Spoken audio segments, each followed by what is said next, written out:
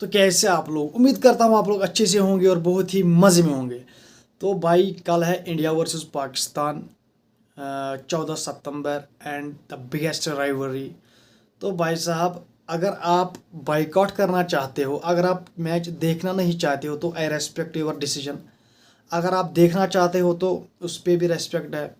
लेकिन हमारे यहाँ अब प्लेयर्स को टारगेट किया जा रहा है, सूर्य कुमार यादव को टारगेट किया जा रहा है, बाकी प्लेयर्स को टारगेट किया जा रहा है कि इन्होंने क्यों विड्रॉ नहीं किया अपना नाम, इन्होंने क्यों बाइकआउट क्यों नहीं किया इन्होंने।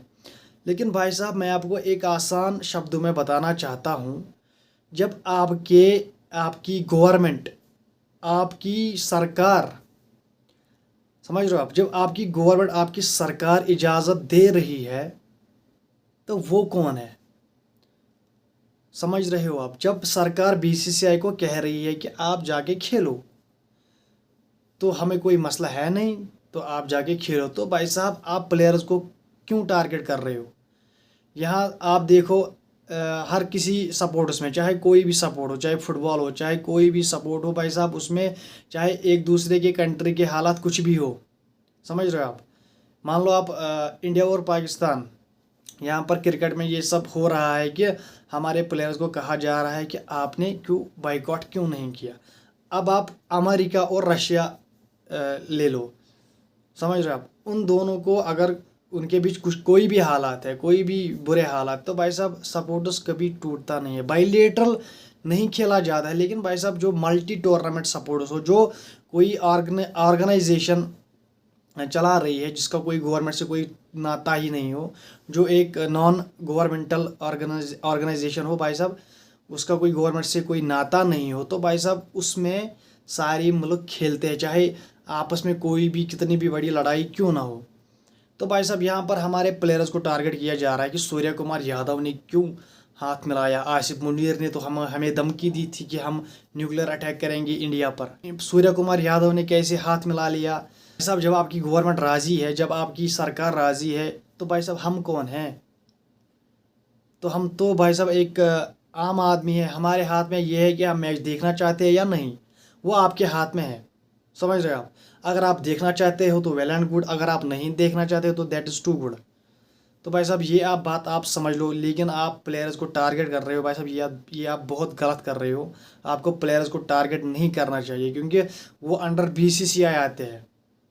जो आपने वो लेजेंड्स लीग में देखा, वो शिखर धवन, इरफान पठान, लाइक दैट, उन्होंने बाइकआउट कर लिया भाई साहब।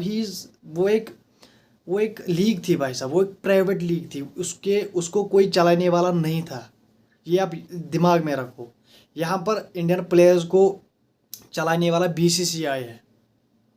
यहाँ पर इस एशिया कप को चलाने वाला एसीसी है, एशियन क्रिकेट काउंसिल, जो कि बनाया ही गया इसीलिए था इंडिया पाकिस्तान ने, ताकि हम गोरों को टक्कर दे सके कि भाई साहब हमें भी, यहाँ असली क्रिकेट यही से शुरू हुई थी, समझ रहे हो आप। तो भाई साहब आप प्लेयर्स को आप टारगेट कर रहे हो, तो भाई साहब this is not too good. लेकिन कल का जो मैच है वो इज्जत का मैच है, चाहे वहाँ से ले लो या यहाँ से ले लो भाई साहब, दोनों साइड से बहुत टक्कर होने वाली है भाई साहब। जज्बात से खेला जाता है ये मैच। यहाँ पर बैट और बॉल के साथ ही नहीं खेला जाता, यहाँ पर जज्बातों के साथ भी खेला जाता है। इतनी हाई इंटेंसिटी भाई साहब होती है इस मैच में। तो यहाँ पर एक तरफ इज्जत दांव पे लगी है, दूसरी तरफ बहुत कुछ दांव पे लगा है, समझ रहे हो आप। तो भाई साहब जो आपने अभी पाकिस्तान का मैच देखा, पाकिस्तान और ओमान के दरमियान, जहाँ पर पाकिस्तान ने 67 पर ऑल आउट कर दिया ओमान को अपने पहले मैच में, वही इंडिया ने भी अपने पहले मैच में यूएई को 55 पर ऑल आउट कर दिया। तो देयर इज़ बिग कंपटीशन भाई साहब। मतलब आप, अब हमारे कुछ यूट्यूबर्स कह रहे हैं कि भाई साहब हम तो उनको ऐसे ही हरा देंगे जैसे कोई है ही नहीं, समझ रहे हो आप। तो भाई साहब दिस इज़ नॉट गली क्रिकेट भाई साहब, ये एक हाई प्रेशर गेम है। जो प्रेशर संभाल लेता है भाई साहब वो निखर जाता है, जो प्रेशर नहीं संभालता भाई साहब वो बिखर जाता है। तो कल का मैच बहुत खतरनाक होने वाला है भाई साहब। There is lot of things happen. तो भाई साहब कल आपको वो जपियाँ वपियाँ जो विराट कोहली, बाबर आजम, हारिस रूफ, मतलब वो सब आपको कल देखने को नहीं मिलेगा। कल आपको कुछ और देखने को मिलेगा, एकदम फुल एग्रेसिव मोड में भाई साहब। बहुत कुछ हीट अप होने वाला है कल इस मैच में। कल शायद आपको कुछ तू मैं भी देखने को मिल सकता है इस मैच में। तो भाई साहब यहाँ पर पाकिस्तान ने अपने आप में एक कमज़ोरी दिखा दी है भाई साहब। वो बैटिंग टॉप नॉच नहीं है, बॉलिंग उनकी टॉप नॉच है, लेकिन बैटिंग उनकी उतनी स्ट्रॉन्ग है नहीं। ये आपने देखा जो उनका ओमान के साथ मैच पड़ा पहला एशिया कप में, उसमें वो मतलब अगर वो हारिस की कुछ अच्छी नॉक नहीं आती तो मे बी क्या हो सकता था वो आपको पता ही था, शायद 100 रन बनाती पाकिस्तान। तो भाई साहब लेकिन उनकी बॉलिंग में बहुत धार है, उनके स्पिनर्स बहुत कमाल है। तो भाई साहब आपको बस उनको, वो तो मेरे हिसाब से उनकी बैटिंग टॉप ऑर्डर तक सेटिस्फाई नहीं है वो अपनी बैटिंग से। बॉलिंग उनकी फिर भी बहुत अच्छी है लेकिन बैटिंग उनकी कुछ खास है नहीं। तो भाई साहब यहाँ पर आपको एडवांटेज है कि भाई साहब शायद वो हारिस रूफ को भी ना खिला पाए, कि अगर वो इसी कॉम्बिनेशन के साथ गए जो उन्होंने पहला मैच खेला ओमान के साथ, लाइक फ़हीम अशरफ के साथ गए वो और शाहीन आफरीदी के साथ, यहाँ तक कि हारिस रूफ को उन्होंने बिठाया और दो स्पिनर के साथ अबरार एंड सूफियान। तो यहाँ पर सूफियान मुकीम ने अभिषेक शर्मा को 2-3 बार आउट किया है इमर्जिंग एशिया कप में, ये भी आप याद रखो, समझ रहा हो। तो भाई साहब कंपटीशन इज़ टू हार्ड। यहाँ पर हमारा एक एडवांटेज ये भी है कि भाई साहब हम बैटिंग भी अच्छी कर लेते हैं, हमारे पास बॉलिंग भी अच्छी है, लेकिन वहाँ पर आपको देखना पड़ेगा कि भाई साहब वहाँ पर बैटिंग अच्छी है नहीं। तो आपको उसी के अकॉर्डिंग अपना गेम प्लान सेट करना पड़ेगा और भाई साहब उनको टैकल करना पड़ेगा। यहाँ पर आपके कोच ने भी कहा कि ये हम नहीं कह सकते कि हम पाकिस्तान को आसानी से हरा सकते हैं। पाकिस्तान एक अच्छी टीम है, ऑन द डे जो अच्छा क्रिकेट खेलेगा वो जीतेगा।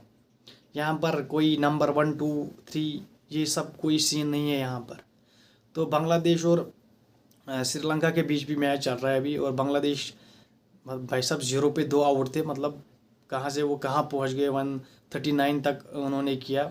लेकिन जो श्रीलंका है भाई साहब उन्होंने भी 6 ओवरों में 50 रन मार लिए है भाई साहब, उन्होंने 1 विकेट खोई है। तो लगता तो यही है कि भाई साहब श्रीलंका इज़ ऑन फ्रंट। तो भाई साहब यहाँ पर आपको मैं और एक बताता जाऊँ, कल के मैच में आपको अगर हारिस रूफ नहीं रहा तो भाई साहब आपके लिए वो फ़ायदा है, क्योंकि अगर पाकिस्तान उसी प्लेइंग 11 के साथ गया जो उन्होंने पहले मैच में खिलाई तो यहाँ पर ये आपके लिए फ़ायदा है, समझ रहे हो आप। अगर उन्होंने फ़हीम अशरफ को लाया तो आप फ़हीम अशरफ को आसानी से अटैक कर सकते हो। लेकिन हमारे यहाँ बॉलर्स पूरे हैं, बैटर्स पूरे हैं, कोई पार्ट टाइमर वाट टाइमर नहीं है भाई साहब। तो कल बहुत मज़ा आने वाला है। तो भाई साहब मैं मिलता हूँ आपसे कल मैच के बाद। उम्मीद करता हूँ आपको वीडियो पसंद आई होगी। अगर वीडियो पसंद आया तो भाई साहब वीडियो को कीजिए लाइक, चैनल को कीजिए subscribe and press the bell icon. मैं मिलता हूँ आपसे अगली वीडियो में, तब तक के लिए बाय बाय।